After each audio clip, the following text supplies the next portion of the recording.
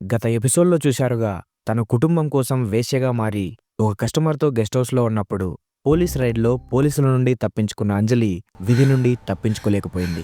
తన కుటుంబానికి సంబంధించిన ఆధారాలు ఉన్న పర్సును ఆ గెస్ట్ హౌస్‌లోనే వదిలేసొచ్చింది. ఆ రోజు నుండి అంజలికి కంటి మీద కునుకు లేదు. రాత్రిపూట ఏ బండి శబ్దం వినిపించినా పోలీసులు తన కోసమే వచ్చారేమోనని ఉలిక్కిపడి లేచేది. ఆందోళనతో రేఖకు ఫోన్ చేసింది.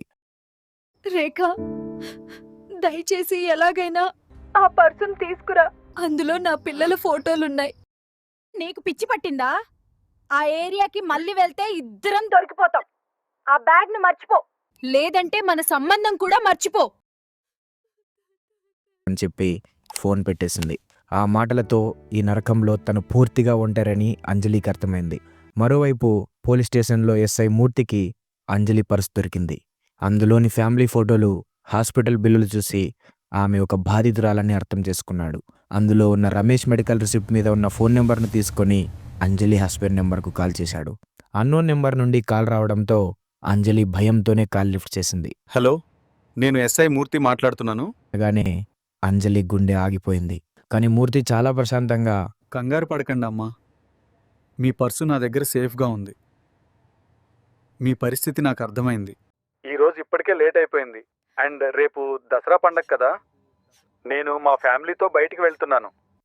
మీరు కూడా మీ కుటుంబంతో సంతోషంగా జరుపుకోండి. నేను ఎల్లుండి మీకు ఫోన్ చేసి మీ పర్సును మీకే తెచ్చిస్తాను. ఆ మాటలతో అప్పటి వరకు ఆమె పడిన నరకానికి ఉపశమనం దొరికినట్టయింది. ఆమె మనస్ఫూర్తిగా ఊపిరి పీల్చుకుంది. మరుసటి రోజు దసరా పండగ. మూర్తి ఇచ్చిన ధైర్యంతో అంజలి పండగ వాతావరణంలో మునిగిపోయింది. కొత్త చీర కట్టుకొని పిల్లలకు స్వీట్లు చేసి పెట్టింది. మంచం మీద ఉన్న భర్త రమేష్కు పాయసం తినిపిస్తుండగా నెలల తరబడి కదలకుండా ఉన్న అతని చెయ్యి నెమ్మదిగా కదిలి ఆమె చేతిని తాకింది. అంజలి ఒక్కసారిగా షాక్ అయింది. కంగారుతో స్పూన్ కింద పడేసింది. ఆనందంతో, ఆశ్చర్యంతో ఆమె కళ్ళల్లో నీళ్లు తిరిగాయి.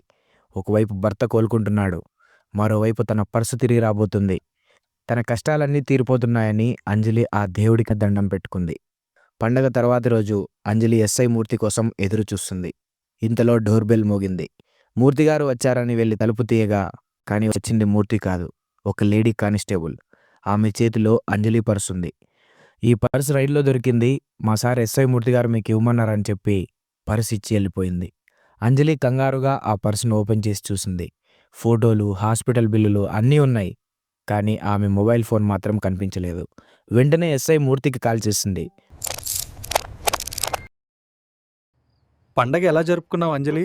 చాలా రోజుల తర్వాత కొత్త చీర కట్టుకొని చాలా సంతోషంగా జరుపుకున్నా సార్. సార్, పర్సు అందింది, థ్యాంక్స్. కానీ ఇందులో నా ఫోన్ లేదు. అవునా? నీ ఫోన్ నా దగ్గరే ఉంది. అది కావాలంటే ఇప్పుడు కట్టుకున్న కొత్త చీరతోనే నేను చెప్పిన నా గెస్ట్ హౌస్ అడ్రస్కు ఒంటరిగా వచ్చి తీసుకెళ్ళు.